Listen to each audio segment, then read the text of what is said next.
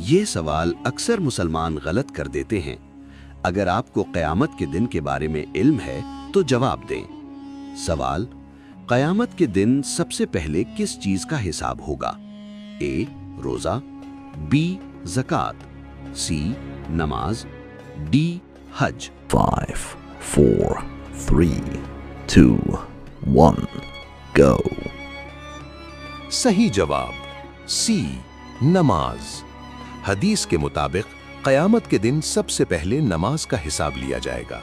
اگر نماز درست ہوئی تو باقی اعمال بھی آسان ہو جائیں گے۔ اگر آپ بھی اپنی نماز کی حفاظت کریں گے تو کامنٹ میں لکھیں انشاءاللہ، اور مزید اسلامی سوالات کے لیے چینل کو ضرور سبسکرائب کریں۔